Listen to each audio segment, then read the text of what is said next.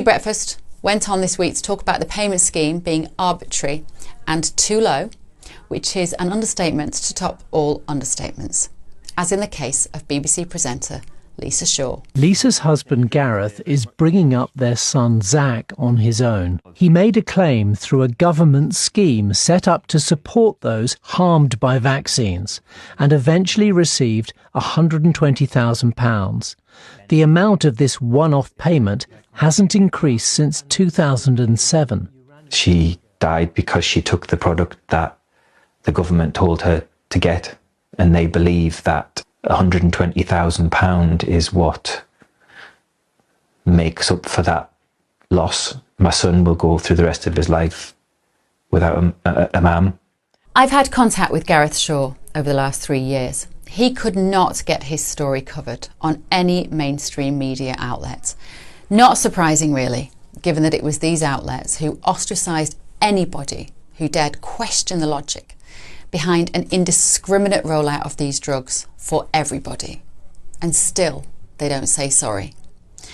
Pfizer maintains that the risk-benefit profile of their vaccine so-called drug remains positive for all authorised indications and age groups, which if I was writing you a text message, I could only respond with a list of mind-blown emojis. Only last week, a UK study revealed that all the cases in childhood myocarditis occurred in children who received the COVID injections. A Pfizer spokesperson has said, patient safety is paramount and we take reports of adverse reactions very seriously. Hundreds of millions of doses have been administered globally and the benefit-risk profile of the vaccine remains positive, as do their profit margins. So confident were they, of course, that they only agreed to produce these mRNA products once they were granted global immunity from prosecution if people started dying or getting ill. Larry Lowe continues to fight for compensation and he says, I'm not against vaccines, but this has destroyed my life. I feel like I've been left to rot. And still, countries are playing, in my opinion, Russian roulette with people's health by giving out these shots. In America, the FDA is preparing to authorise new COVID boosters without transparent data.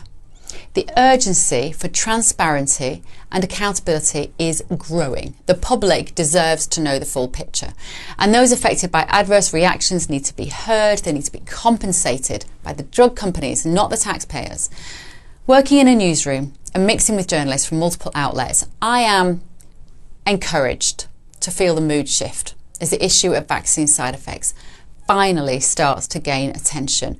More and more people are now coming forward with their stories. Many people have now turned to support groups and online communities to share their experiences and to seek solace. These platforms have become a lifeline for those who feel isolated and unheard. Talking about the vaccine damage payment scheme, Sarah Moore, a solicitor with the law firm Lee Day, has said the scheme offers too little, too late and to too few people. The £120,000 payment is woefully inadequate. Some of my clients need 24-hour care. They cannot wash or dress themselves. She says they've been left with severe physical or cognitive deficits and will never work again. People affected by heart conditions, blood clots, autoimmune conditions and so on say that they feel they have been airbrushed out of the last 4 years.